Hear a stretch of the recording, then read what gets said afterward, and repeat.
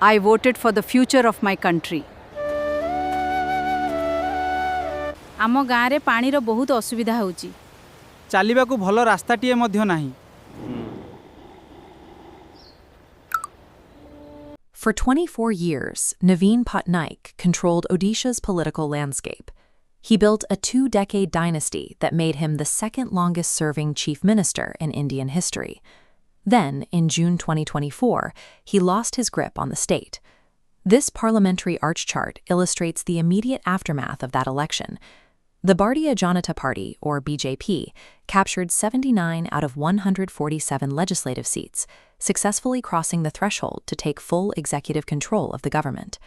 To lead this newly won government, the party bypassed the region's traditional political aristocracies. Instead, they handed control to the son of a government school peon. That choice was Mohan Majhi. With his appointment, he became the first person from the Santal tribal community to hold the office of Chief Minister in Odisha. Majhi's elevation marked a shift in the state's power structure, replacing long-standing dynastic rule with a leader drawn from grassroots representation. To understand how he built that local base, we have to look at his starting point in the 1990s. Majhi grew up in Raikala, a rural village characterized by dirt paths and thatched-roof homes in the Keonjhar district. He earned both a Bachelor of Arts and a law degree, but he didn't immediately move into a corporate or legal career. He chose to work as a guruji, a teacher in a local village school network. Managing a classroom forced him to hone his public speaking and community networking skills. That daily, local interaction positioned him to run for his first elected office.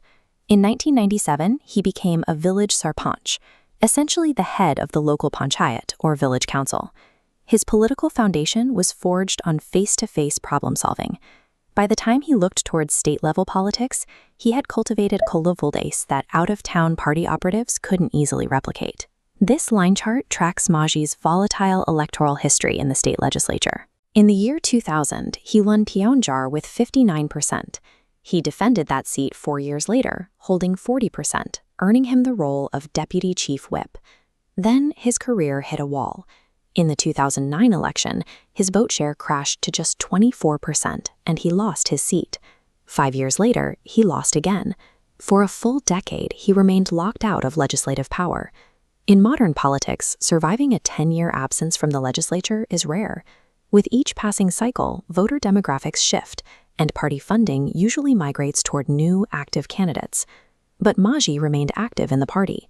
During his wilderness years, he took a position as the secretary for the BJP's state tribal wing. He spent a decade traveling the district, maintaining his grassroots network among local demographics. Let's bring the line chart back to through the result of that groundwork.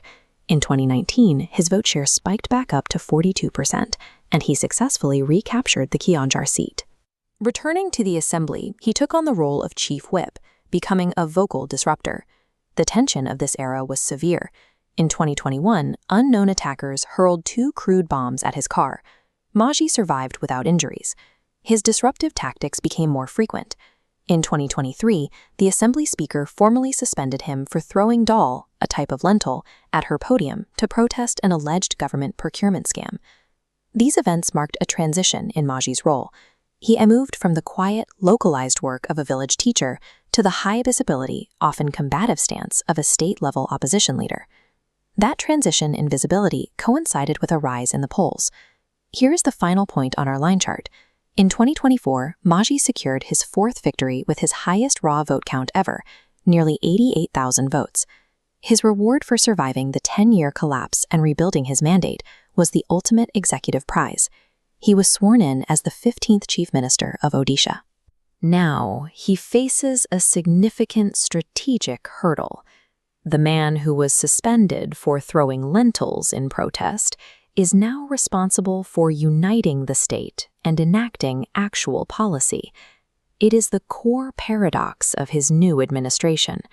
The aggressive, uncompromising tactics often used to win the office are the opposite of the steady statesmanship required to run it.